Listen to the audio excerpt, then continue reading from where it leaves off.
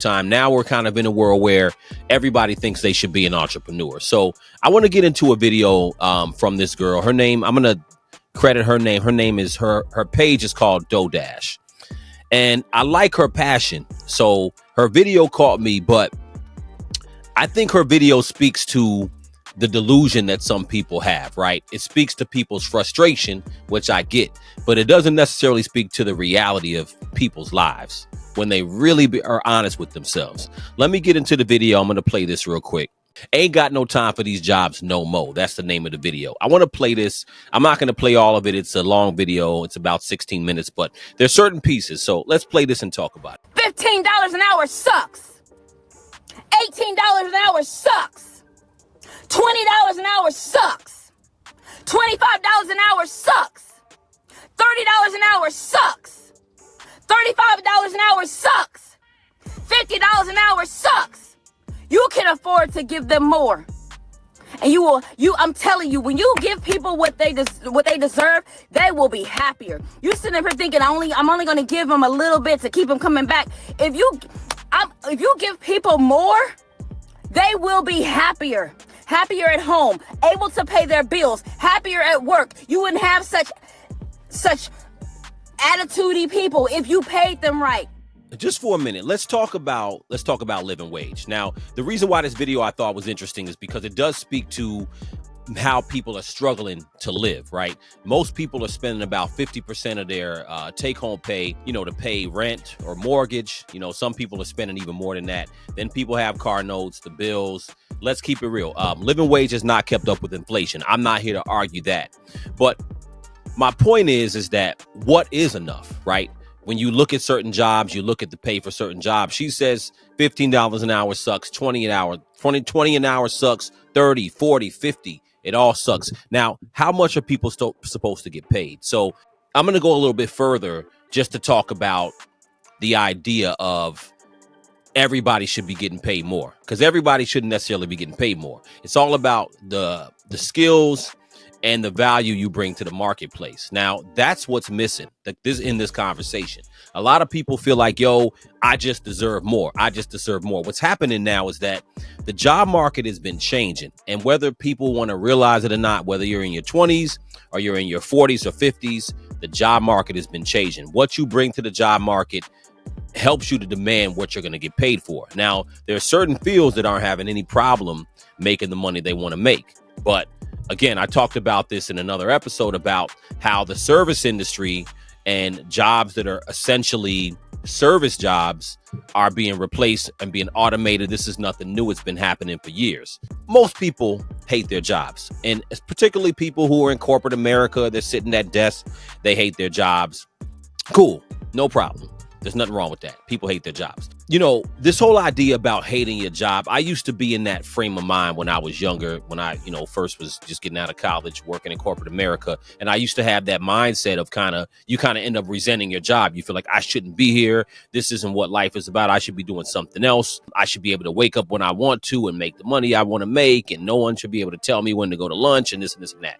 I think that that's the worst space to be in, because we all been in that situation. We work the jobs, we start commiserating with other people, and they hate their job too. And we all talk about, the job and supervisors and gossip and all this stuff.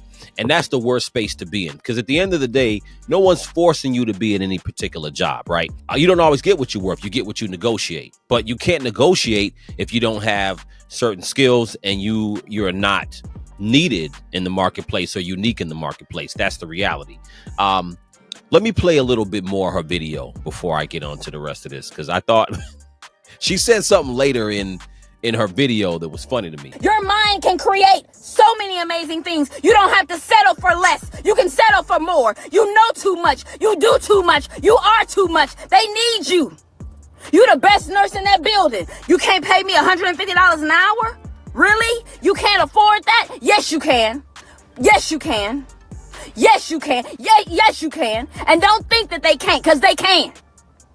These companies can afford to pay us more. And the only reason these companies are closing is because they don't pay their employees more. I like her passion. I like her sentiment, how passionate she is about it. But, she's saying, well, the nurse should get paid $150 an hour.